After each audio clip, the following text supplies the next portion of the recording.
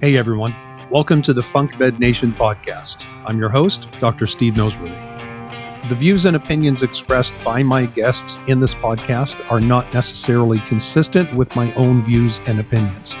However, I do my best to be respectful of their views and opinions as they express them, even if they differ from my own. Now let's get to the podcast.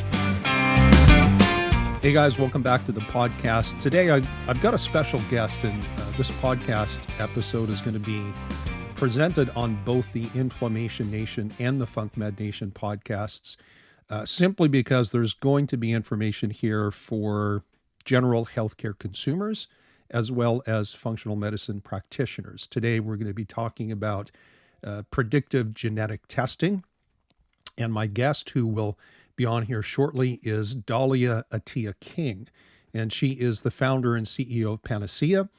That's a genetic testing company. She's got a BS in biology and chemistry from the University of Miami, and she's got experience working for genetic laboratories, which exposed her to the reality that very few people were able to access valuable preventive genetic testing. And she learned very quickly that the lack of insurance coverage for genetic testing and thus physician hesitancy to order testing were some of the most inhibitory barriers. She then had an additional 6 years in healthcare technology, and that's where she learned about the innovative solutions that could push healthcare into a much needed era of modernization. And after embarking on a multi-year journey to further unravel the complex reasons for genetic testing underutilization, she met Dr. Hinco Gierman, and they were inspired to create a solution, which is Panacea. So Panacea was founded with a mission to reduce barriers to access, I should say, clinical genetic testing so that people can get in control of their health and prevent disease, which is completely in line with my thought process. Panacea now offers residents of almost every state in the U.S. the ability to receive at-home clinical genetic testing called Whole Exome Sequencing. We'll be talking about what that means, and also access to expert medical guidance in just a few clicks, empowering people to potentially save their own lives. And with that introduction, here's my conversation with Dahlia Attia-King. All right, so I sent you those questions. Yeah. Are there, and so when I put those questions, I'm really coming at it from the perspective, I have my own questions that I would like answers to, if you can answer them. Yeah. And I also try to put myself in the position of, say, either in our case with this conversation, because I'm going to post this on both of my podcasts, I try to sit in the position of a healthcare consumer who knows that they can get genetic testing done, and also a healthcare practitioner. And most of the people that listen to the podcast, I mean, it's called FuncMed Nation. So most of us are functional or integrative medicine practitioners, and that could be a medical doctor, chiropractor, acupuncturist, whatever. Love it. And I don't know, I guess we're just going to roll into the conversation, right? So good thing we're recording. But I don't know if you're aware that in our space, I'm sure you are, but in our space of natural medicine, there are a lot of companies that are marketing to providers like myself that say, hey, we can do genetic testing and, give you the optimized nutritional supplement protocol and tell you what kind of exercise you should do and the kind that you should stay away from and all this kind of stuff. And why don't we save that question or that topic for a little bit later? What I would like to do is start from the very big picture and then kind of winnow down to some of the more details, and obviously eventually get to the work that you're doing with Panacea. Sure. And the story about how that came about. So why don't we let's start with the healthcare consumer in mind. Sure. And so go ahead. Just start talking. Before we really get into it, you sent some really awesome topics here. I just got an opportunity to quickly glance at them. Mm-hmm. I don't know if I'll be able to answer every single one of these questions in depth. I mean, this is incredibly thorough. You certainly did your job in digging deep in here. So there might be some things I won't be able to really dive into, but yeah, and that's totally fine. Go ahead and ask your questions. And of course, if there's something I can't really dive into either because I don't fully have a good knowledge base about it or Yep. whatever, we can. Yeah, we can and this is like of many topics that we could talk about in the field of natural medicine. When you Mhm. start talking about genes and genetic testing, I mean, it's perhaps on the more complicated side, right? Right. It is, Um, absolutely. It's dense and it's boring and it's not always very clear either, right? yeah, Like we don't really know, we know very little about genetics actually and how they play a role in our health. But anyway, so we'll definitely get into that. yeah, I wanted to also ask you a question and I totally forgot. that's all right. It'll come back to you. So why don't we start with that concept? Like, we don't have it all figured out yet. I get the sense that a lot of healthcare consumers and certainly doctors, and I know this because I talk to hundreds of doctors every year in seminars that I teach, and it's almost like there's this perception that genetic testing is quote unquote settled science, that with the completion of the Human Genome Project 20 or so years ago, that we have genes totally figured out. And like, how would you have a conversation with somebody who has that belief and help them to understand things that maybe is based a little bit more in reality? It's a good point and it's a good perspective. I think we really have barely scratched the surface when it comes to understanding genetics and how they play a role in our health. Um, we've certainly learned a lot, right? And science is never actually settled, right? Mm, Science is constantly changing and we're constantly growing our knowledge base and building our knowledge base. Um, the good news is that I think when it comes to genetics, there's a few things we understand, and those things, fortunately, we sort of understand pretty well, right? Pretty confidently. There's a handful of genes that play a role in specific diseases like certain cancers, hmm certain cardiovascular conditions, and certain neurological disorders like Alzheimer's.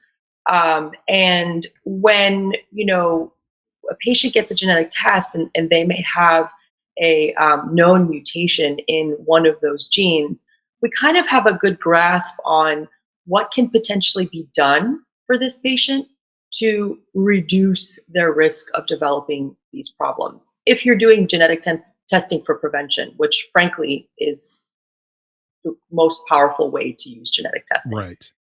is to sort of do it before an individual develops a problem, before they are sick, so that you can hopefully reduce their opportunity of becoming sick, or in some cases, eliminate it completely.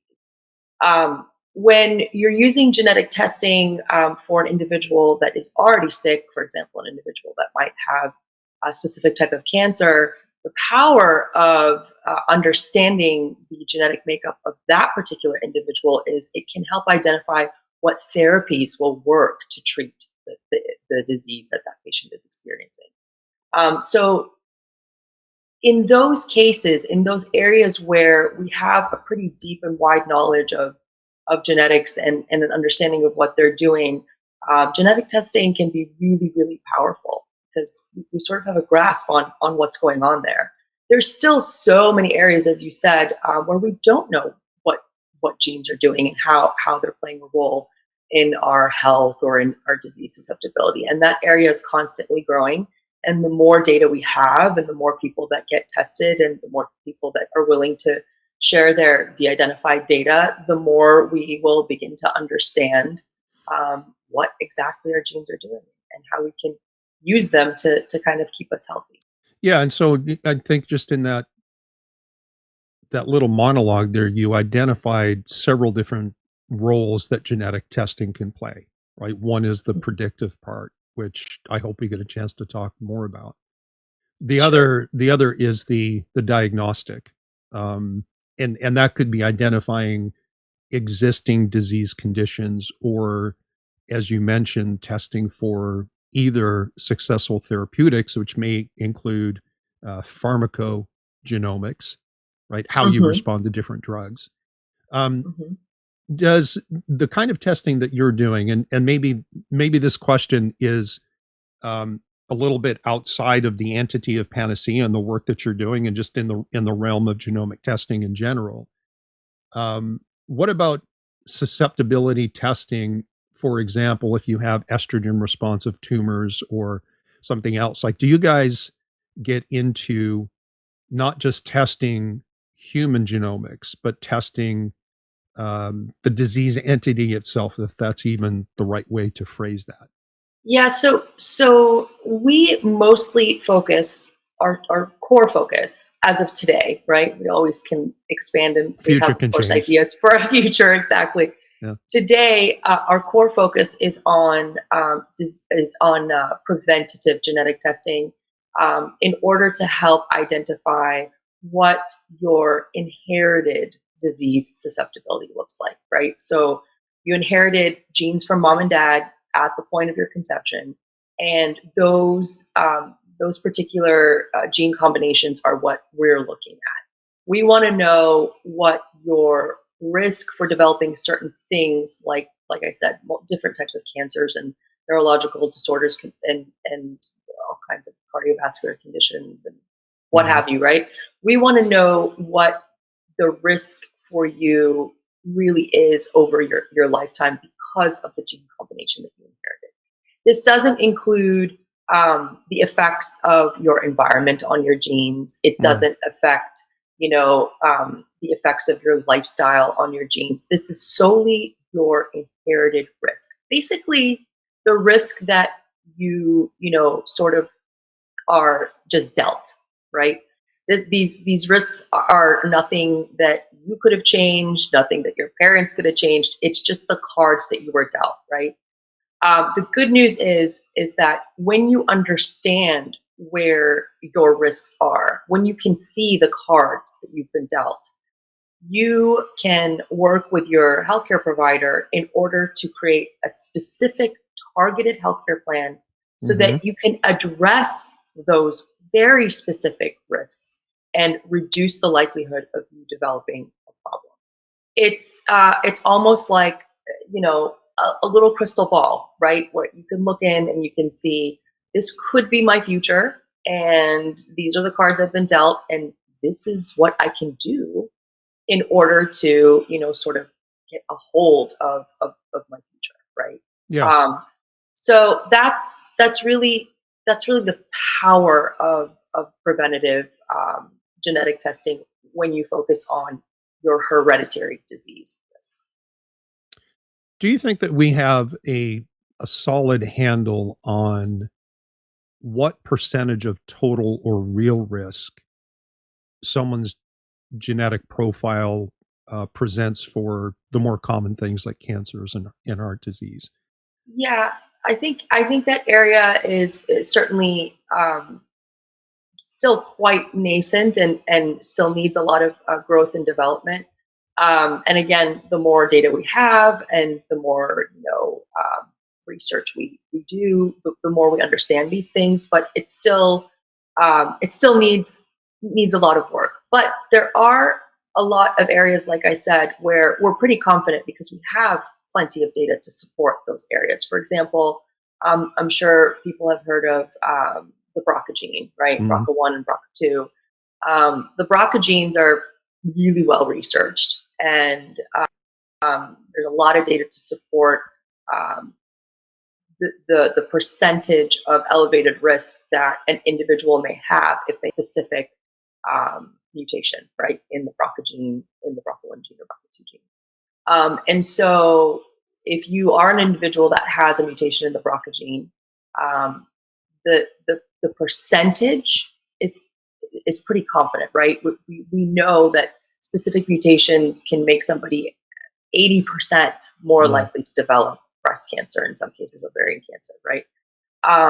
And so those specific, very well studied genes allow us to kind of, offer these pretty solid percentage risks, risk percentages. There are some other genes that are also well researched, but maybe not as well researched, and so we don't really fully have a solid understanding of what the genetic predisposition might particularly yield for a patient. But again, more data and more studies go into this all the time. And with things like genetic testing, there's also a lot of AI that's being introduced in order to correctly analyze and offer better predictions of what a particular mutation might offer, and what different mutations collectively, right, pulled together might also yield for yeah, and that's exactly what I was thinking as you were talking, is that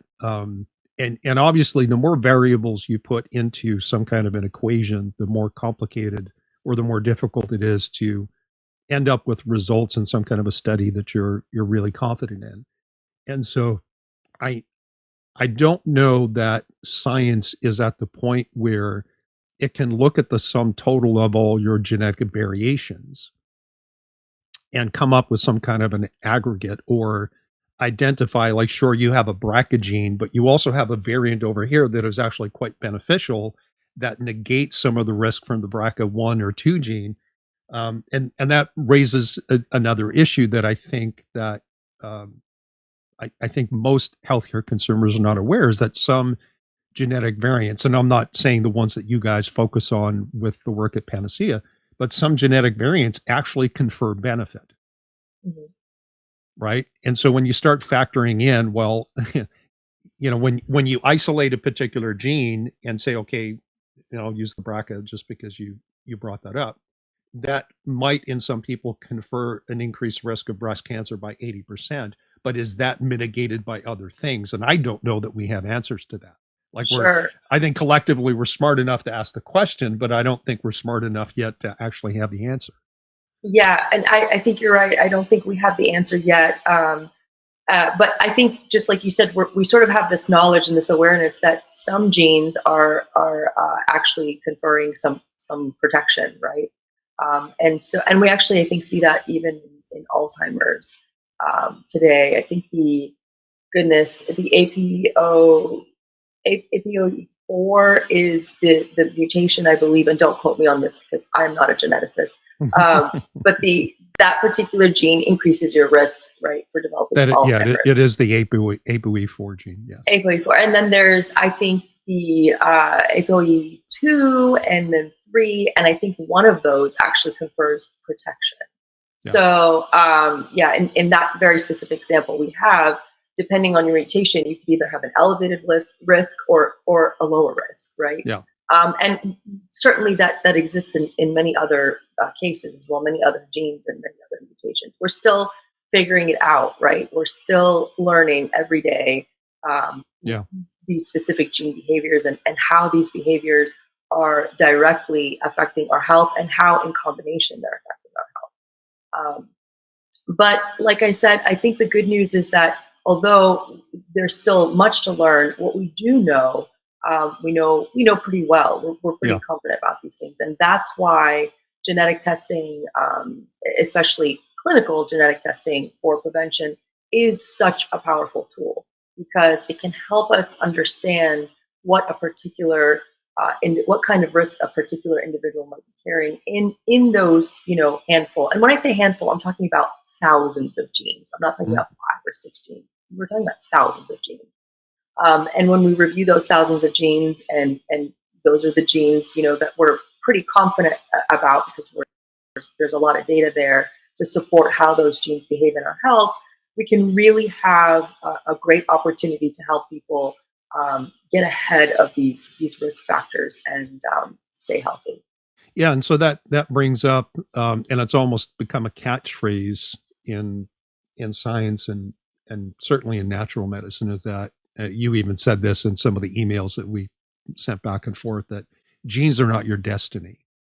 And yet, I still hear people all the time saying, well, I've got XYZ problem. Well, my dad had it, my mom had it, my grandmother had it, so it's genetic. And it's like they're throwing their hands up in defeat and just, betraying this mindset that, well, it's genetic, I can't do anything about it. So one of the things that I like about, I'll say the little that I know about Panacea, is that you are not just trying to provide individuals and clinicians with predictive data. You're trying to bridge the gap between that and taking action, which in and of itself says that you guys understand that genes are not your destiny. So you have someone's genetic profile, and then you have all of these other epigenetic factors or influences that can either, tune up or tune down the probability that something will actually manifest in someone's life. So instead of me going off on a monologue, why don't you talk about that from your perspective, from Panacea's perspective? Why did you take that extra step and say, hey, we're not just going to be a gene testing service. We're going to try to connect people to, I think the term you guys use are genetic counselors, and I might be wrong on that. So no, that's right. Yeah. So why did you say, well, we need to put this piece in there? What problem were you trying to solve by going beyond the simple testing? Yeah. So let me just quickly explain a little bit about Panacea and what we do so your audience can fully understand. Yeah. We are actually not a lab. We are not a group of genetic counselors. We are not a group of doctors. We are none of that. What we do is we actually bring these vital key stakeholders together in one simple workflow so that anybody and everybody that wants to access life-saving clinical genetic testing can do so right on our site without actually having to go to your doctor, beg them, convince them that you need this test, which 99% of the time they're going to tell you don't need it, because doctors are not always fully trained on how to utilize genetic testing to take care of their patients. And this science changes so quickly, doctors can barely keep up with it. In addition, insurance companies don't always cover genetic testing for people, even when it is indicated that you might benefit from genetic testing. Yeah. So it's very hard to access in traditional healthcare today. So what we did is we pooled together all of the stakeholders that have to be together for the effective delivery of clinical genetic testing. What most people don't understand is that clinical genetic testing, or really any kind of genetic testing that gives you information about your health, is not always very easy to understand. Sometimes it's not easy to understand what it means, and a lot of times it's not even easy to understand what it doesn't mean. That is just as important as what it does mean. And the renowned expert on clinical genetic testing is a genetic counselor. It's actually not a doctor, not a physician, not a general physician at least. So what we decided to do is number one, we're going to deliver real clinical genetic testing to people, because that is the type of genetic testing that you should be basing your healthcare decisions on, not direct to consumer, genetic testing. And we can explain the difference between that. So number one, we're going to do that. We're going to make life-changing, life-saving clinical genetic testing accessible, like, buying dog food on Amazon is. Super easy, super simple, and accessible and affordable, by the way. That's a whole other factor. These tests aren't always affordable. Number two, we're going to deliver this information with the right clinical guidance. And that includes the guidance of a genetic counselor. The genetic counselors sit with the patients for an hour right after patients get their results. And the genetic counselor is going to review and analyze your test results and give you an idea of what they mean, and again, what they don't mean, and what you can be doing about your particular genetic makeup. Are there certain screenings that can be done more frequently for somebody like you with your genetic makeup? Are there certain medications that you can be on? Are there certain lifestyle changes that you can essentially make to help reduce your risks? There are so many things that are actually in the control of the patient, in our control, right? My control, your control. Even if it is something that we carry in our genes, we still have control. Most people, I think, forget that your health is 50% maybe your genes and 50% your environment, your lifestyle, what you're exposed to on a daily basis, etc. And so there's a good chunk of your health that is actually in your hands. And the other issue is that when you do have a genetic mutation for something, it doesn't necessarily mean that you're going to develop a problem or you're going to get a disease. It's just a red flag. It's just saying, hey, this particular combination that you inherited from mom and dad makes you a little bit more at risk for this problem. And so it's kind of like a, hey, pay attention to me type of thing. It is not written in stone. It is not something that, is unchangeable and you just have to throw your hands up in the air and surrender to. So again, that's why these tests are so powerful, because there are so many things that you can be done, or so many things that can be done, so many things that you can do that are in your control to kind of reduce that inherited risk that you got from. Hey guys, Dr. N here. I wanted to step in just for a moment to tell you about a couple of things that Dahlia and her team have graciously offered the listeners and practitioners at the FuncMed Nation podcast. Just to be clear, Panacea is not a sponsor of this podcast, and I don't benefit in any way by sharing this information with you. The first item is a personal discount code that gives you 20% off the Panacea genetic testing that we're talking about in this episode. The link to Panacea's website will be in the episode description, as will be the discount code, which is Dr. Noseworthy20. The second item of interest is that Dahlia and Panacea are launching a program that allows practitioners to add this type of genetic testing and counseling as a service to their clients, not just a great clinical diagnostic tool, but also a potential revenue stream. So if you're interested, you can reach out to contact@seekpanacea.com. I'll put that in the episode description as well. And if you reach out, please let them know that you listened to the FuncMed Nation podcast and that Steve Noseworthy referred you on. Now back to the interview. So the role of the genetic counselor then, in terms of the lifestyle implications, do they just raise the awareness, or do they actually deliver action steps and programs and walk people through a process, or is their role mostly to say, this particular gene is affected by some quantity by how you live your life? Do you exercise? Do you not? Do you smoke? Do you not? Do you do whatever?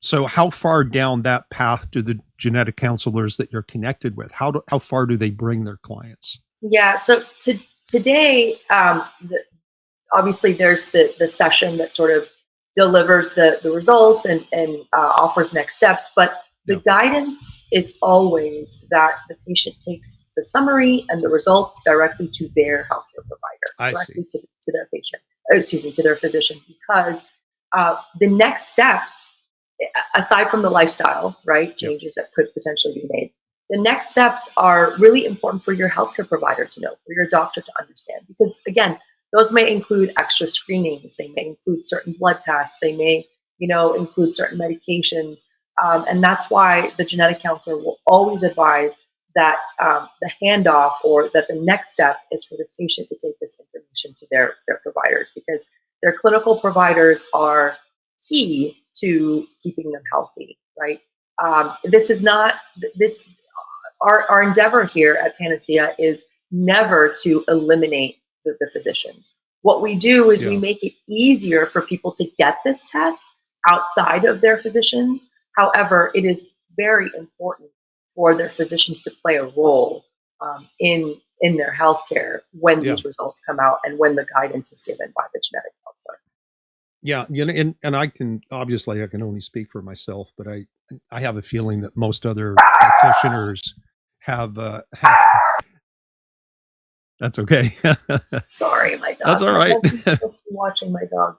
Most other practitioners probably have the same mindset, that sometimes we look for the trigger that's going to help people change how they look at, number one, their autonomy. I'll come back to that.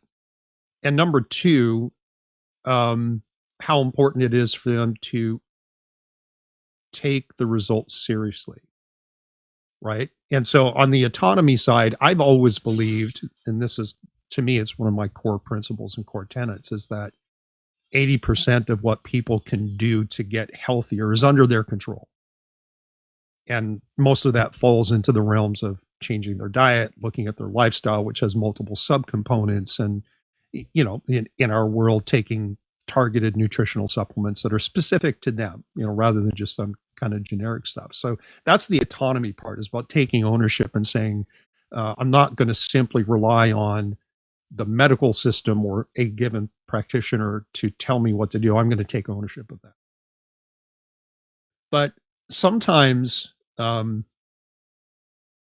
would imagine being confronted with, and that's a strong word, but being presented with a report that says you are genetically primed for X, Y, and Z, which can be affected by medications, lifestyle changes, etc. That's got to be pretty compelling, a compelling impetus for people to take it seriously and then to go to someone to get the help. Mm-hmm. But here's my question, and this is probably where we can branch off and talk about different types of testing and the way that other organizations have handled that and are handling that. Back to the idea of genetic testing is not settled science. It's also not 100% foolproof, right? I don't think there's any testing methodology out there that is 100% sensitive and 100% specific, meaning Right. that it never gets it wrong. Right. And that's also like, and that belief also, unfortunately, is present with clinicians. Like they think that if they do genetic testing, that it's an absolute, that if a company says you have XYZ gene variant, then that means you have it without any shadow of a doubt. Right. So when I emailed you, some thoughts on what we're going to talk about today, I made note of an article from the journal Nature, Mm-hmm. which I podcasted on this before. I posted on social media before. And let me this is not for your sake, it's just for everybody listening. But in 2018, the journal Nature did split testing with DNA samples, and they sent half of each sample to basically a gene research lab, I think it was. And the other half of the sample went to 23andMe. And yes, I'm going to name names. You said it, not me. I know. I'm allowed to. And so the results of the study, and I'll put the link to the study in the episode description so people can go see this for themselves. But basically, the 23andMe report, in comparison to, let's call it the gene reference lab, had a 40% false positive rate, meaning that, say, 40% of the things that 23andMe said this person had or these people had, they in fact did not. Right. On top of that, the study's authors concluded that the third-party gene databases that were available back in 2018, and I'm sure the quality of these databases have improved over the years, that they were either missing critical data or in some cases were frankly incorrect. Yet back in 2018, 2019, somewhere around that time, there was a lot of people that were jumping on this bandwagon of getting their genes tested for the purposes of understanding their health and sometimes directly driving lifestyle changes or even nutritional supplementation. And they had this mistaken thought that, again, the results were bulletproof. Right. So, and this may be getting into an area where you don't feel comfortable answering, and that's okay. But do you have a sense in general of what the error rate is? Even, and let's assume that Panacea is using the top tier technology, cutting edge technology. What's the error rate? Is it 0.5%? Is it 4%? Is it 40%, like they saw with 23andMe back in 2018? Sure. I think of all the things that I would love for people to take away from this conversation, it's this particular question, this particular topic. So thank you for bringing it up. So I think the first thing that people really have to understand, and most people don't really have a good understanding of this, which is understandable, right? The stuff is complicated, and not everybody's an expert here. Frankly, I'm not even an expert on the technical side, right? The key thing to understand here is that most direct-to-consumer companies are using a very different type of technology than clinical laboratories. They're both doing genetic testing, But the genetic testing that each one is doing is different, and the technology that's being used is very different. Direct-to-consumer companies typically use a technology called microarray. And microarray, I compare it to a search and find function in a digital document. Let's say you want to find a word that you know you misspelled a few times in the document. You activate the search and find feature, you type in the misspelled word, and that misspelled word essentially gets highlighted every time it appears Right. in the document, right? You find the misspelled word, you change it, and you're good to go. That's the search and find. It is very similar to what microarray does. Microarray has a predetermined misspelled, right, gene combination or mutation. It searches the individual's genome, or not genome, but gene, because it's looking specifically in gene by gene basis, I believe. And if it doesn't find that particular misspelled mutation, right, it sort of gives a negative. And that's it. Genetic testing on the clinical side uses a very different type of technology called next-gen sequencing. Next-gen sequencing is a literal reading of every single letter of the genetic alphabet, or at least the gene alphabet. That is comparable to me handing you a document or a book and saying, Doc, read me this document, but don't read me every word. Read me every letter of every word in every sentence of every paragraph on every page. It is that thorough. And not only are you going to read it once or twice or three times, you're going to read it 30 times, sometimes 80 times, sometimes 120 times. And so the level of certainty and accuracy that goes into next-gen sequencing, which is what is used for clinical genetic testing, right, is far greater than the depth and the DC in most cases of microarray. The reason why microarray is used is because it's effective. It can help find a very specific targeted mutation, right, that we're looking for. But it's also affordable. It's pretty cheap, right? Which is why you can get a direct-to-consumer genetic test that reviews your genes for $70, maybe even less than that, right? And it's fast. It's really quick. You can turn these tests around very quickly. So that's typically why a lot of direct-to-consumer companies are opting to use this particular type of technology. It's actually surprising, even to the scientific community, how poorly accurate those tests were in that particular study, because microarray typically is not that inaccurate. Microarray is still a relatively reliable technology. So it's even surprising to the scientific community why the results were so shockingly horrible, right, in that particular study. But again, if you were to go into a side-by-side comparison of microarray tech versus next-gen sequencing tech, right, it's a drastically different technology when it comes to accuracy, how thorough these technologies are. We are a direct-to-consumer company that uses clinical genetic testing and next-gen sequencing and CLIA CAP certified labs. We don't work with laboratories that don't have these designations, basically. CAP and CLIA labs are the labs that your doctor uses, the labs that hospitals use, the labs that insurance companies pay.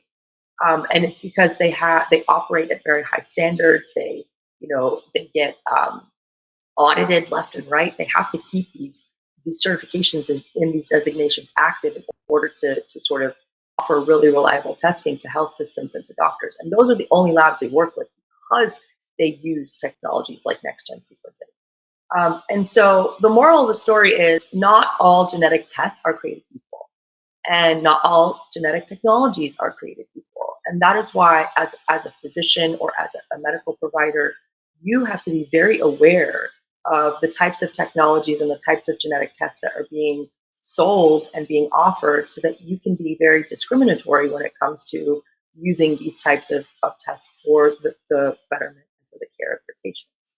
Mm.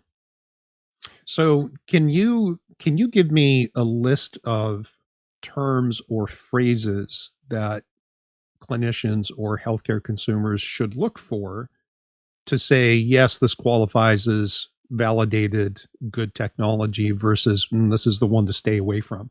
Because you Yeah. mentioned microarray. I know on your website you talk about whole exome sequencing, and we might want to define exome because it's all technical language. Um, It is. yeah, and so maybe it. And again, if this is outside your realm of expertise, that's fine. But trying to define the difference between whole exome sequencing, genotyping, or genotype sequencing, because that's not my field of expertise. These are questions that I have as well. Sure. So I think every provider should ask a couple questions when they're looking for a particular type of test or a particular laboratory. Number one, what technology are you using? Is this microarray? And if it is microarray, what genes are you looking at? What particular mutations are you looking for? Because that's what microarray does, right? It has a preset mutation that it's kind of flashing a light on the gene for it's looking for. So what are you looking for? And is this laboratory a CAP or CLIA certified laboratory? Or is it just, a startup laboratory that somebody just decided to wake up, buy some expensive machinery and start running, right? Which is perfectly legal. Anybody can do that. You can literally buy, a couple $1 million worth of machinery, maybe even less, open up a lab and sell testing to the public. That's perfectly normal, perfectly legal. But the key here is that you're probably not running it the way that a CAP and CLIA certified laboratories run. You probably don't have expert geneticists and laboratory directors that are sort of managing this particular laboratory. Those things make it different. What bioinformatics technology are you using to analyze the data? So all of these questions are really important to ask. And once a provider has a better sense of how this laboratory is run, what tech they're using, are they CAP/CLIA certified, what types of tests are they offering, is there a geneticist on staff that they could speak to? Once all of those questions are answered, do they offer genetic counseling, right? That's very unlikely to be a thing, but that's a good question to ask. Can an expert genetic counselor guide my patient on what these results mean?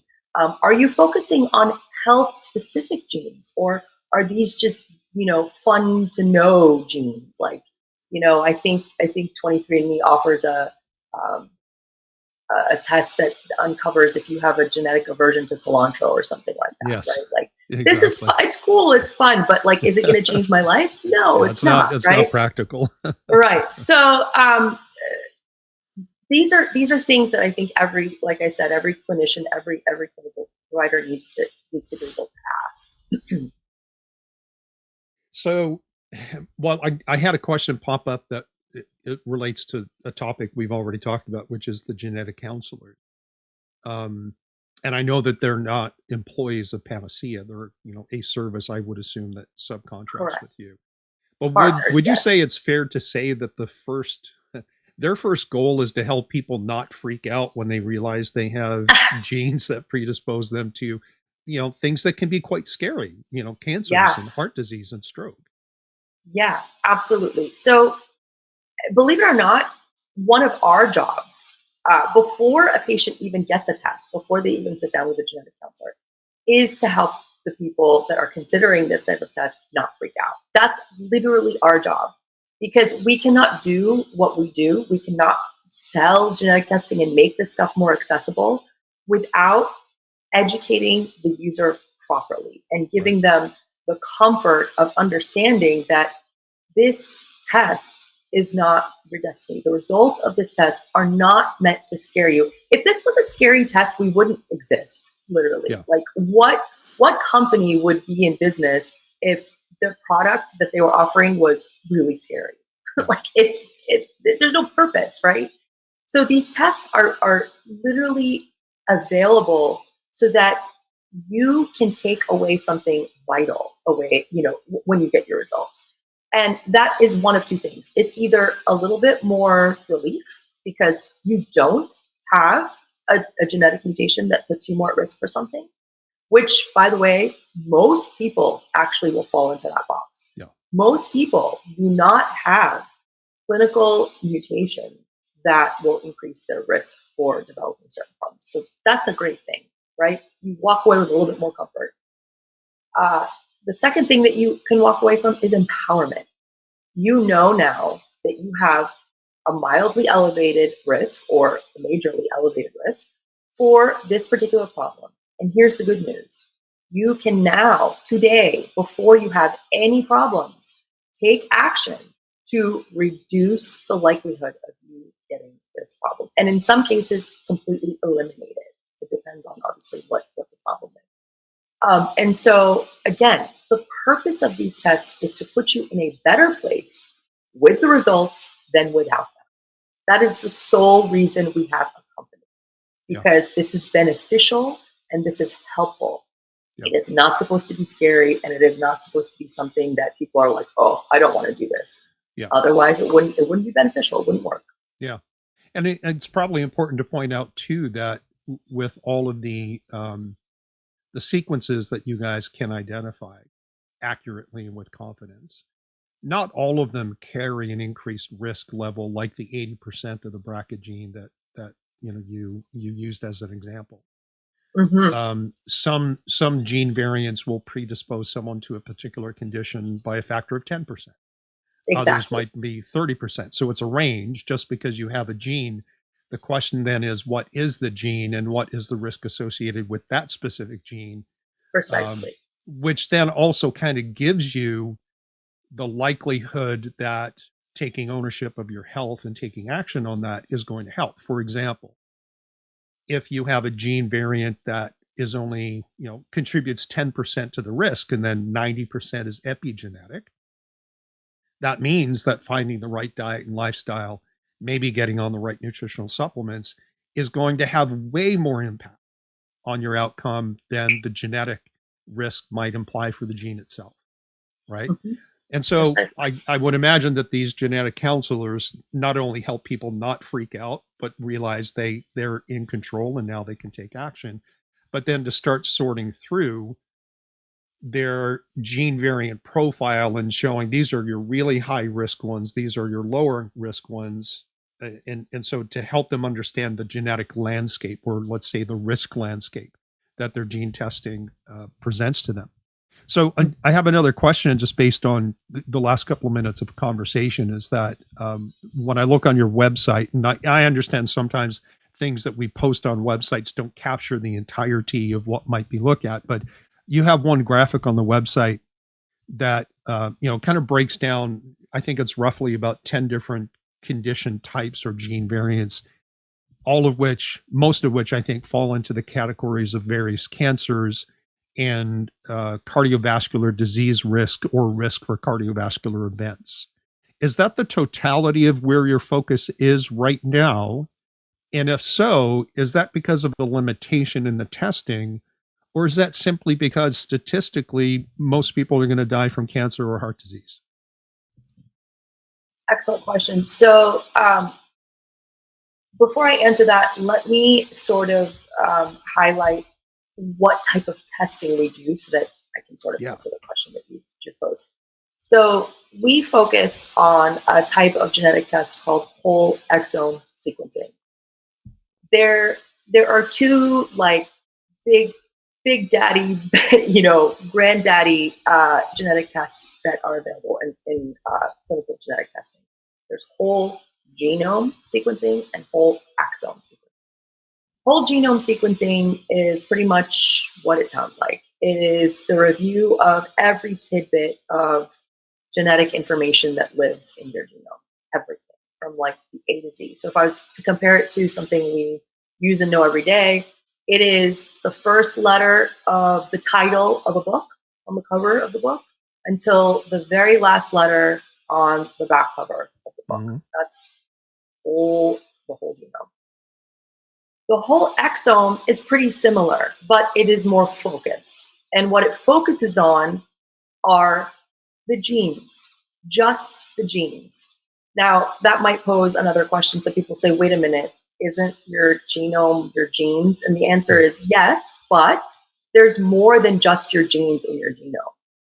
Your genes are really specific packets, little purses of information that instruct your body to do something. But there is genetic data outside of those purses, outside of those little, information pockets. There's information in between, like I said, and those areas essentially of the genome don't necessarily instruct your body to do something specific. They Right. don't actually code for proteins, and therefore they don't actually give information to your body. But what they do, and frankly, we're still kind of understanding what they do. What they do is they support the gene areas. They're kind of like supportive genetic information that help the genes do what they need to do. So the important thing to understand is that the gene areas, the areas that carry information that code, your body to do something specific, those areas, as far as we understand today, are the areas in which, if there is a mutation in your gene, that can affect your disease susceptibility. So most of the genetic changes that occur in our genome that affect our health come from changes in the genes, in the gene packets, not in the areas in between, right? Makes sense because those gene areas are instructing our body to do something, and the areas of genetic information in between the genes aren't really coding, right? Or giving information to our bodies to do something. So the exome is sequencing only the gene areas, right? The packets of information that give our body instruction. That is what the exome covers. The reason why that is so important is because, again, not only is it the areas that are actually giving instruction to our body, when you sequence those areas, you actually are running a test that is much more cost effective. Mm-hmm. Whole exome sequencing is actually a fraction of the cost of whole genome sequencing, and it gives you almost all the information that you need when it comes to understanding how your genetics are impacting your health. So it's the biggest bang for your buck, the most juice right for the squeeze. So that's important to understand. Whole exome sequencing versus whole genome sequencing, and then whole exome sequencing versus something like microarray. Microarray is, again, little search and find of a predetermined mutation. Whole exome is a reading, a literal reading. It uses next-gen sequencing technology. So another example of what whole exome sequencing would look like, it would be, again, me handing you a book and me saying, okay, doc, read me the first letter of the first word in chapter 1 to the last letter of the last word in chapter 30, whatever is the last chapter, right? It's all the meat and potatoes of the book. It doesn't read the cover. It doesn't read the acknowledgments. It doesn't read the table of contents, right? That would be whole genome. Yep. But whole exome reads me the story. It tells me everything I need to know about the story of this book. And again, it's a fraction of the cost. So that's why we choose whole exome. I know that was a little bit of a exhaustive explanation, but it's very important for people to understand. Well, but this is the kind of information I want, particularly for clinicians who might be listening. And so, if you'll indulge me for a second, I'll try to get some terminology out, and then I have a question about the work that you're doing. I'll come back to that. So, basically, I think if I understood you correctly, merging that with what I think I already understand, which I granted could be completely imperfect. We look at DNA and we use words like DNA and genetics and genome almost interchangeably. They're obviously related, but they're not necessarily the same thing. I know that in years gone by, scientists were using terms like junk DNA. And my understanding is that is referring, or used to refer to, the non-coding parts of the DNA sequences and the chromosomes. Another term for that are introns, right? So you have exons and introns. The exons, all of the exons grouped together make up your exome, and that's what you're testing is the coding. And what we mean by coding DNA, as you pointed out, is that it gives instructions to a cell to do something by encoding or driving the production of proteins, right? And so the Precisely. introns, the introns, or quote unquote the junk DNA, they may code for certain things, but it doesn't necessarily have a function associated with it. So what you said is it plays somewhat of a like a supporting role. Mm-hmm. My understanding, and again, this is where my understanding starts to break down, is that scientists are now starting to think, well, maybe all junk DNA is not junk after all. It's not junk, right? That there are functions that these things might serve. We just don't know what they are. So here's my question to you guys with your whole exome sequencing. Are you sampling and retaining data on exomes that don't relate to things like cancers and heart disease? Because it's part of the exome. It's just not what you're reporting on or what your focus is. So are you growing a database that can later be used to go through to find patterns or correlations that maybe in 2 years or 5 years, we're going to say, guess what? We found other stuff that is relevant for this problem over here. So that's one question.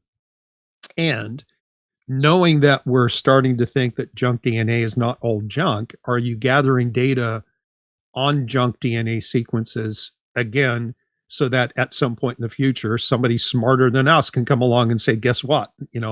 This isn't junk and here's why, and here's how we can use it. Yeah. So in order for us to gather information on the junk DNA, as you put it, and as science puts it, right? The scientists have been referring to those intronic regions, just as you said, for ever since we started studying genetics as junk DNA. Yeah. The interesting thing about junk DNA is that it is actually the vast majority of the genome.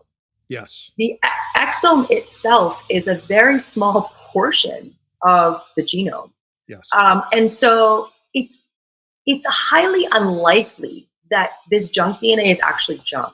I think that the key here is just that we don't fully understand what it's doing. We don't know. Right? Yeah. We don't fully have a grasp on what this stuff is doing and how it's behaving. And so you bring up you pose a good question: is are we actually looking at that junk DNA? The only way we can do that is if we actually sequence the whole genome. Today, we truly only sequence the exome. Our laboratory partners really just strictly look at the exome, and that data, of course, sits in a secure database. And our goal, of course, in the future, is to sort of start tinkering with that data, grouping it together and taking a look at what patterns we might be able to find. Today, that is not something we are doing, full transparency, but the data is there. And we intend to never utilize this data without the permission and the control, essentially, of the user. Yeah. It is a founding principle of ours at Panacea, where this data is not our data. Your data is your data, my data is my data, right? And so I should get to choose, and I should get to see how my data is being utilized. And so we will never analyze data or use data or share data with anybody outside of Panacea without the knowledge, awareness, and permission of the user. So that's something we want to make very clear. But today, we are actually not utilizing that data per se, right? We're sort of just housing it. And of course, in the future, I think greater use of it in the exact way that you propose, which is identifying these patterns and linking them to perhaps new insights, is going to be important. But again, today we only look at the exome. Yeah, and let me talk about the data privacy, and I might reserve the right to come back to the exome and the and the technology in a little bit. But so I know that, like, when 23andMe first came out, and I think I might be wrong, but I think they were the first direct-to-consumer company, at least the first one that I was aware of, right? Yes, I believe so. Yeah, and there was a lot of people throwing their hands up, saying, like, whoa, Nelly, let's slow down on this. What's going to happen if an insurance company gets my genetic information and denies me coverage, or whatever the case might be? So in that sense, is it more advisable to source genetic testing through a company like Panacea, rather than going to your, say, your primary doctor, your internist, and trying to arrange it and have insurance cover it, because going through a third party like you keeps things like, I have control of this. And the only way my doctor or an insurance company is going to know about it is if I allow them to see it. Is that in your mind, is that a reason why people should consider using Panacea rather than trying to convince their doctor, who honestly probably doesn't understand this stuff anyways? Yeah. And I hate to cast shade on practitioners, but yeah, I would say that most docs don't know what to do with this data anyways. Sure. So yeah, I'll just kind of toss that back over to you. So there's one very important thing to know when it comes to data privacy and data security. To be fair, whether it's 23andMe or whether you go through a clinical laboratory or a company like Panacea, there is a law, a federal law called GINA, and GINA stands for the Genetic Information Non-Discrimination Act. And what this law does is it basically protects people like me and you who want to get genetic testing, but also don't want our insurance companies to discriminate against us because we have an increased risk for developing cancer or whatever, cardiovascular disease.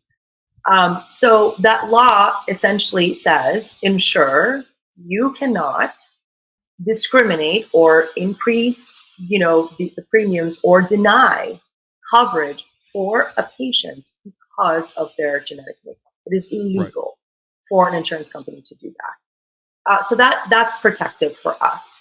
Basically, we can get this test and we can feel comfortable knowing that no matter what our results are, our insurance cannot hike up our premiums or deny us coverage. But to your point, if there's somebody who wants to get this test but still doesn't feel comfortable, right? Despite the laws that might be able to protect them, they can go outside of the traditional healthcare system, use a company like Panacea, because of course we are offering clinical genetic testing through CAP certified labs, and they can get this test and they can receive this information without being required to share it because it was not funded by insurance dollars. If your insurance company funds a test for you, your lab tests, your MRIs, your whatever, they are entitled by law to see those results because they paid for it, right? Right. If they do not pay for it, if you paid for it out of pocket through a company like ours, then yeah, legally they are not entitled to take a look at the results because they didn't pay for it. You did. And they can't compel you to share that. I don't believe so. No. Yeah. And so if you want to be extra cautious about your results being protected, again, despite the fact that there are laws to protect it, then it would be a great idea to use a company like Panacea.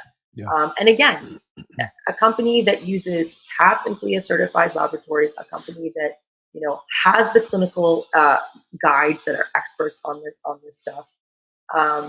It's certainly, I'm biased, obviously, but I think this would be certainly a great solution for people who are interested in accessing this type of information securely. Yeah. So let's go back to the things that you guys do test for, because I posed a question. I think we got sidetracked and I didn't get the answer. At least I didn't hear it.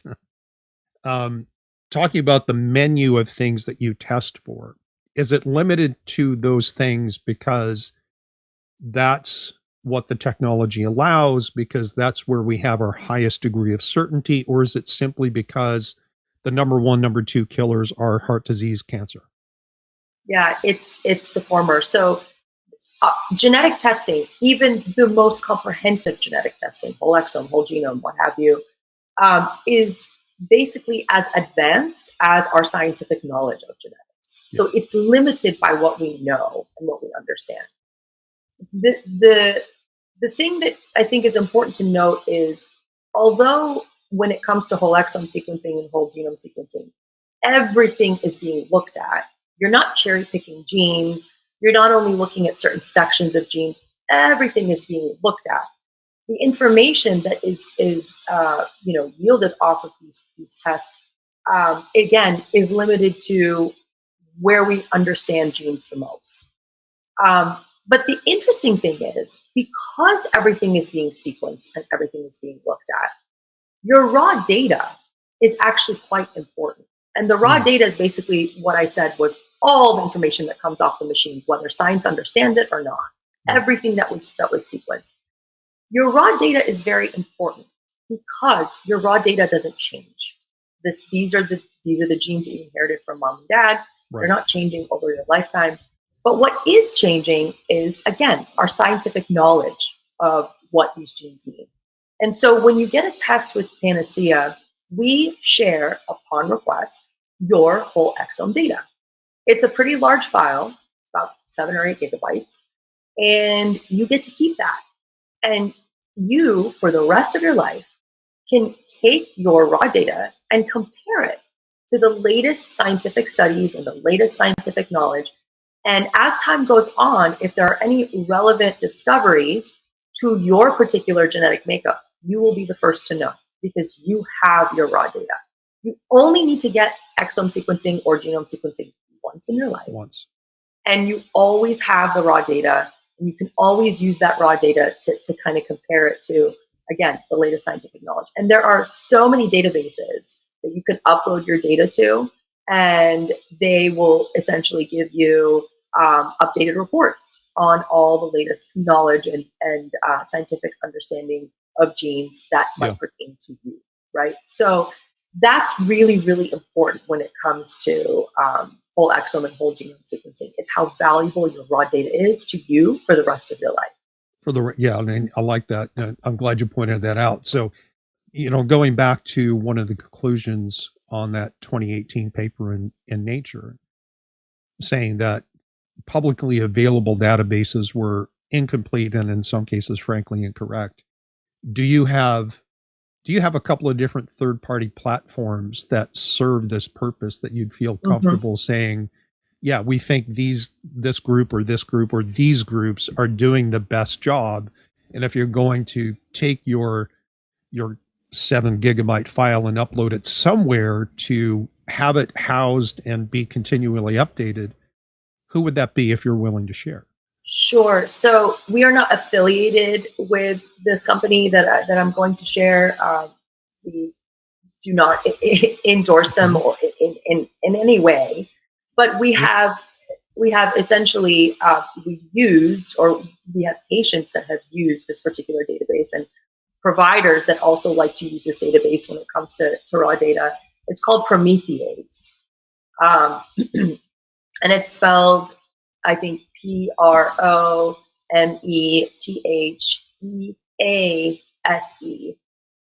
So a play on, Prometheus.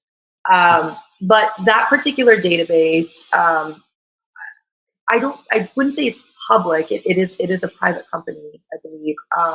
Well, I mean, publicly available in the sense that I could get my own file. Yes, upload it. You can literally go to Prometheus.com right now and take a look at what it looks like. You can upload your data there, whether it's your whole exome data or whole genome data from companies like ours, or even your 23andMe data or your direct-to-consumer data, which you can request your raw data from them. By the way, it's going to be much smaller than, of course, what we offer, because again, they're looking at very specific small things. Right. But you can upload your data there for a very small fee, and you produce a report, and you can do that once a year and sort of keep track of any of these changes that might be pertinent to you. So that's a reliable database from what we understand. Again, we're not affiliated with them. Right. Understood. Are you guys at the forefront of gene testing technology, or is that really just a matter of there are several competing technologies that are considered cutting edge? We just choose this one, whole exome sequencing, because that, in our view and based on our guiding principles, is the most relevant way to test. Yeah. So To be fair, our laboratories are the ones that are using the most cutting edge technologies, right? Yeah, We correct. select, Yes. right? We select partners, laboratory partners and physicians and genetic counselors who are, at the top of their field. They know exactly what they're doing. They have a tremendous amount of experience and excellent leadership when it comes to these spaces. And so we partner with these experts. When it comes to, again, clinical genetic testing, right now, the gold standard is next-gen sequencing. And that is offered, obviously. Sorry. That's okay.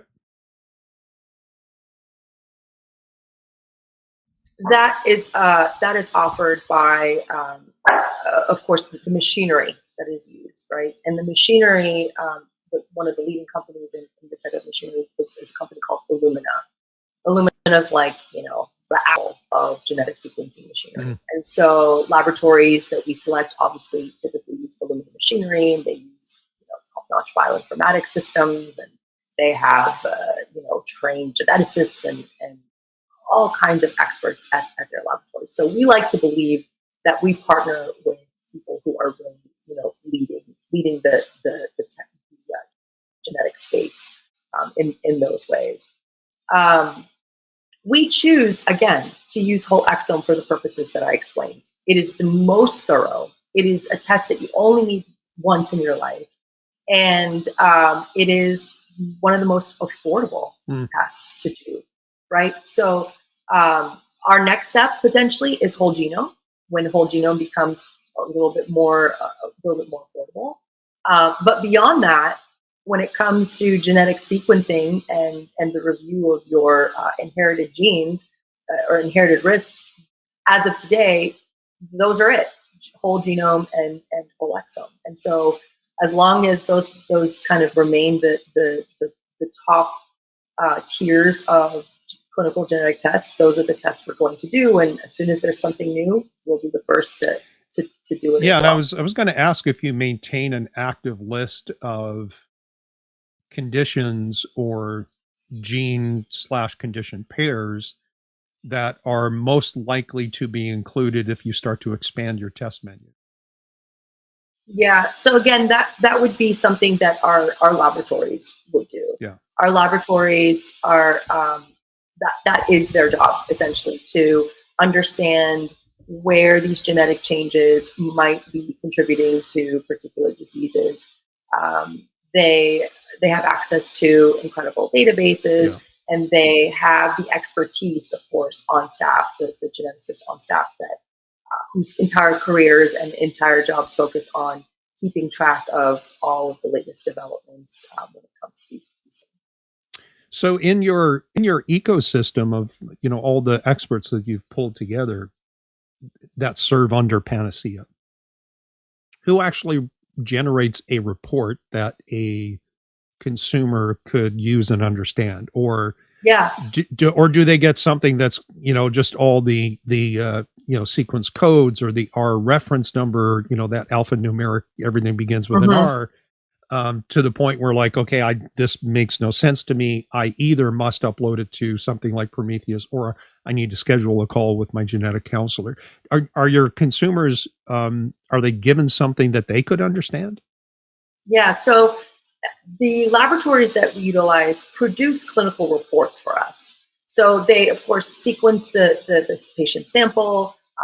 They run it through their machinery, and then they use bioinformatics software to kind of analyze what these results mean. And then they produce a clinical report for us. The clinical report gets shared with the patient, and of course, it gets shared with the genetic counselor. The clinical report is readable, certainly, and it has a summary of the results. You have a mutation in this gene, this gene, this gene, but it's dense, right? It's not necessarily incredibly user-friendly. But that's okay, because again, the patient gets that and the genetic counselor gets that. When the genetic counselor receives the report, what they do is they create a summary based on the report and based on their own translation of what these reports mean. So every patient will get a results report, right? A clinical report.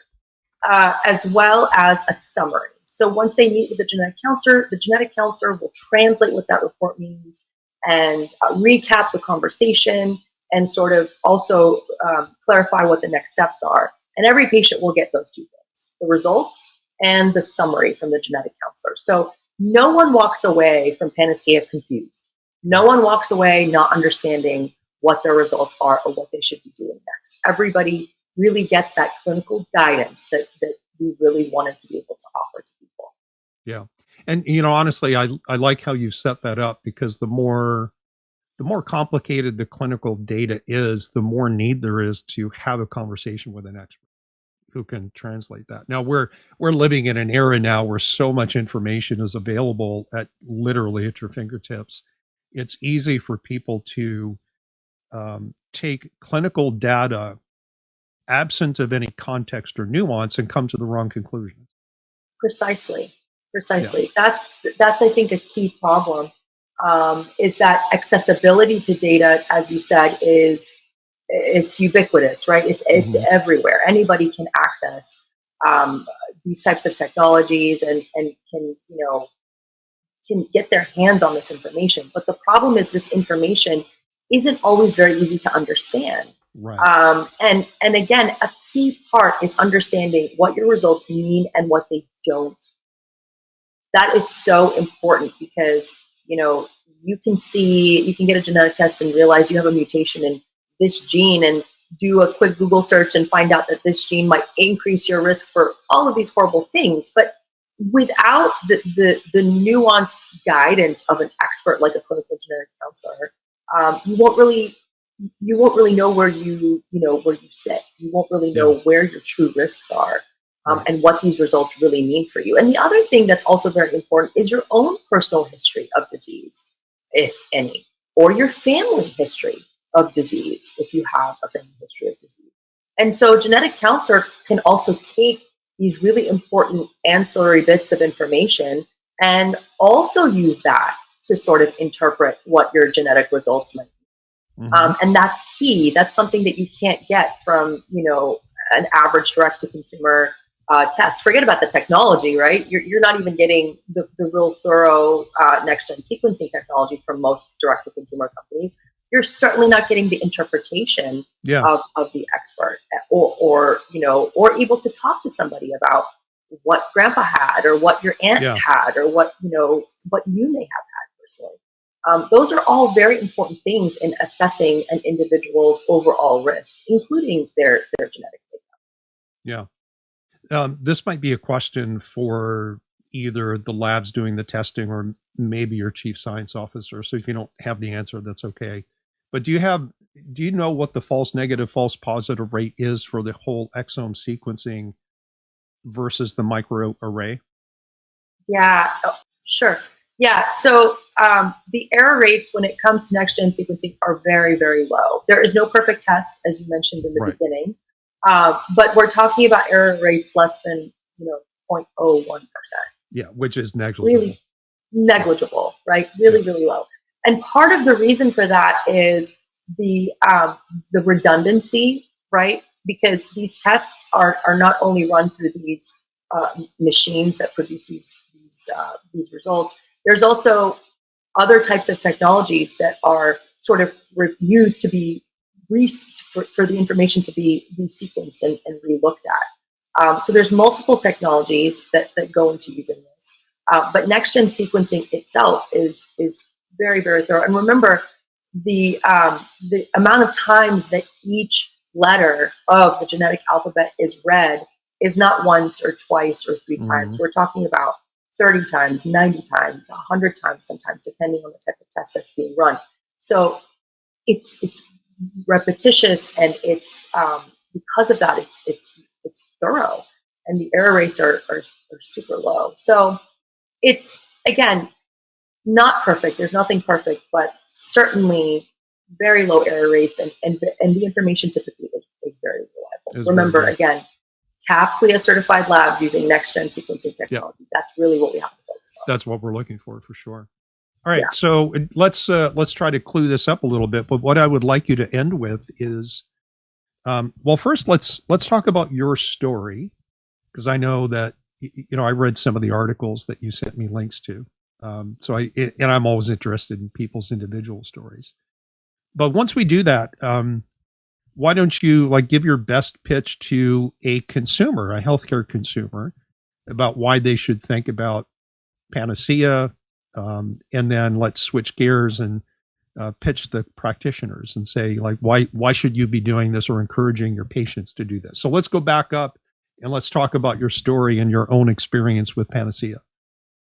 Okay, sure. So we'll start there. So the weirdest part is, I think if you would have asked me 10 years ago, what I'd be doing today, the last thing I would have told you is being the founder of a healthcare company. It was so, off my radar and not part of my plan. I actually wanted to be a doctor. I was on my way to medical school. I had just graduated from the University of Miami, and I was applying to medical school and a bunch of different medical schools.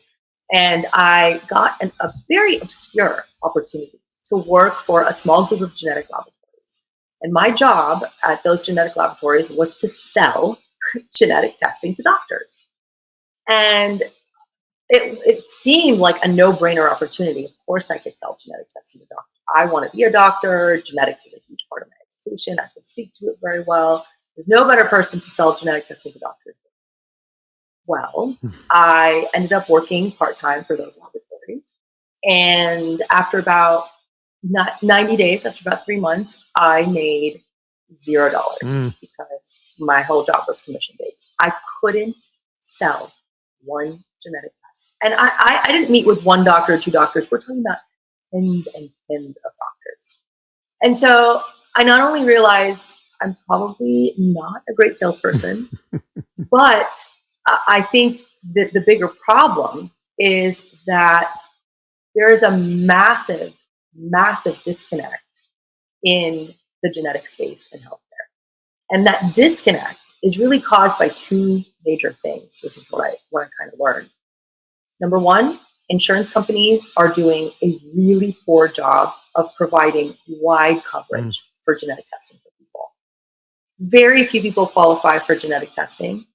And studies are showing that those guidelines that basically screen those people in order to be qualified are missing more than 50% of people. So the guidelines that insurance companies follow to offer coverage to people are missing 50% of people. So huge barrier, insurance companies. Because of the insurance company lack of coverage, doctors, all the doctors that I met and tried to sell genetic testing to, were a lot more hesitant to utilize genetic testing in the care of their patients because they knew the struggle that the patients were going to have in dealing with their insurance companies.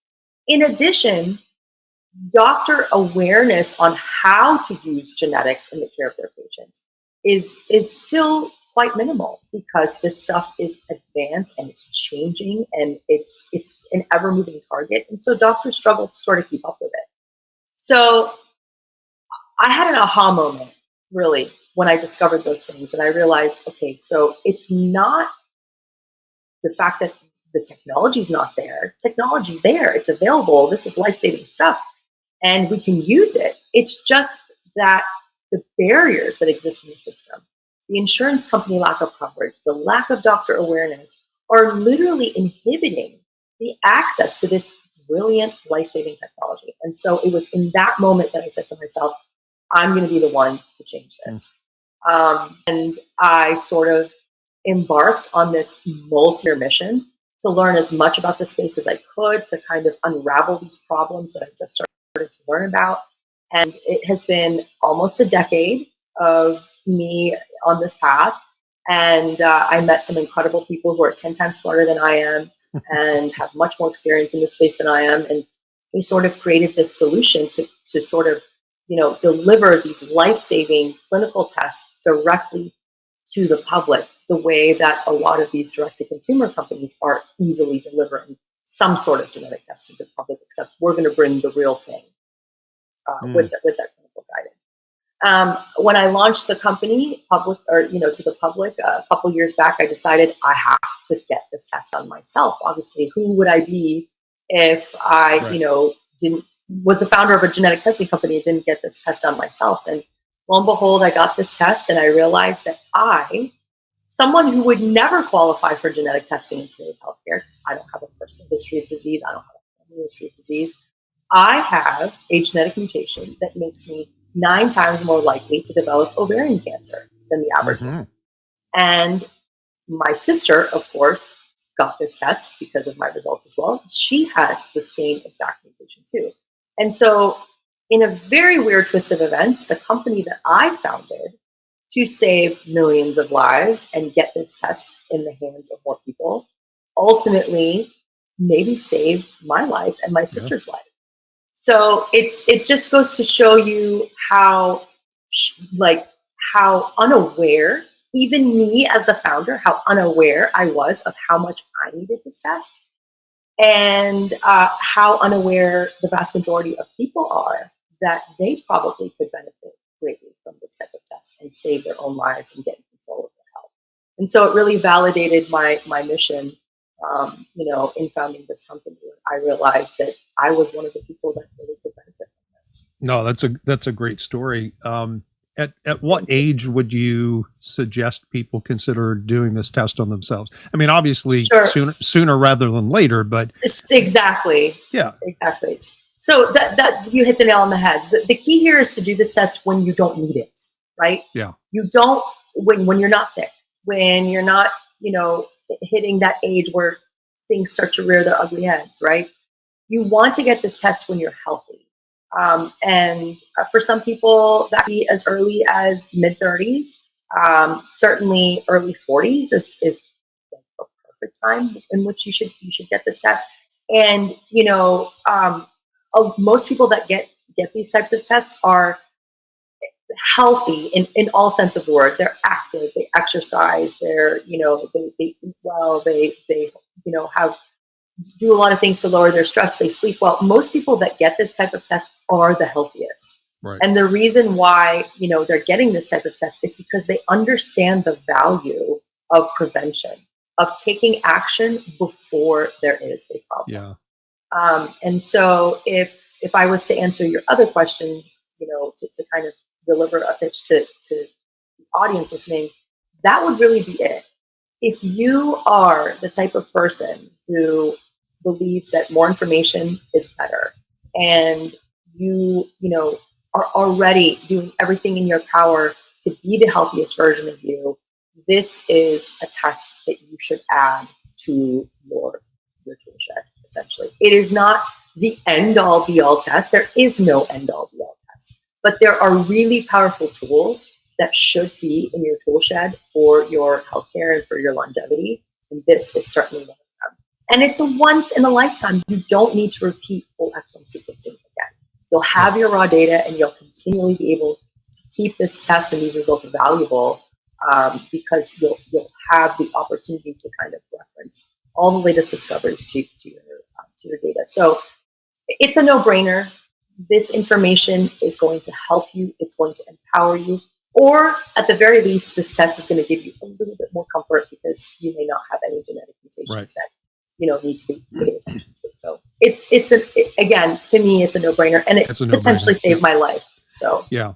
And, if we look at the menu of things that you test for, I like what you're focusing on. And just to reiterate this for people who are listening, the number 1 and number 2 killers, what most, if not all of us, are going to succumb to, it's either going to be some form of heart disease, which is number 1, followed by, various forms of more common cancers. And those two combined far outpace all other causes of death. Right. So I like the fact that you're kind of hedging your bets by focusing on where the numbers and where the probabilities lie. So final question then, just talk to practitioners and give your best pitch as to why they should consider Panacea as part of their diagnostic workup. And, but the kind of work that we do, which is quite often reactionary in the sense of sometimes people don't come to us until they've been sick for a very long time. Sure. But I will say, at least for myself, and I know for other colleagues of mine, we're seeing a lot more people in the last 5 years coming to us saying, I really don't have any issues. I just want to, I'm healthy and I want to stay that way. So they're adopting this preventive mindset. And it seems to me that something like Panacea as a service fits right into that model. Absolutely. Yeah. So listen, the pitch is very similar, right? Again, there are a handful of very powerful tools that exist today and that are available today to us. Not all of them are accessible. Panacea is changing the game when it comes to making one of these very powerful tools far more accessible and useful to people. Of course, again, that's whole exome sequencing and this deep kind of clinical genomic testing. Providers, I hear it all the time from physicians. Oh, my patient brought me their direct-to-consumer test. It basically delivered zero information to me. It was almost useless. But everybody's hell-bent on this genetic testing, and I just don't know what to do with it, right? It's almost useless. We are the answer to that. We are the anecdote, essentially, right? To this issue. We are actually bringing the types of testing that doctors should be ordering, that insurance companies should be covering for people. And we're bringing that with guidance. You are not going to be left alone as the provider. We have the clinical expertise that can not only guide the patient, but also can answer your questions as the provider. Our genetic counseling partners consult with the physicians if there are any questions. And so we are your partner when it comes to clinical genetic testing and preventative genetic testing for your patients. You can certainly rely on us because, again, we're bringing all of these key stakeholders together and we're making that far more accessible for your patients and also for you so that you can do what you do best, which is save lives and take care of people. Very well said. Very well said. Any final words for the audience? Final words. Goodness. I think we covered a lot of this, to be honest with you. But again, I think that the key message here, and of course, it sounds like my dogs agree, is that the key message here is that these tests and these solutions exist to empower you. Because in this day and age, everything is accessible, right? Yeah. But not everything that is accessible is going to be helpful. Yes. Not everything that is accessible is going to be accurate and reliable. Yeah. And we believe that if you're going to base your healthcare decisions on the information that comes off of these tests and services, they have to be reliable. And again, they exist to give you really great, solid information so that you and your doctors can make really informed decisions for yourself and get in the driver's seat of your health and sort of put yourself in the best position to live the healthiest, longest life. Amen to that. And we'll call the interview concluded. Thank you, Dahlia Attia-King, for all of your insights into genetic testing, predictive genetic testing, and the value it brings to both clinicians and healthcare consumers. Thank you very much for being here. Thank you so much for having me. It was a pleasure.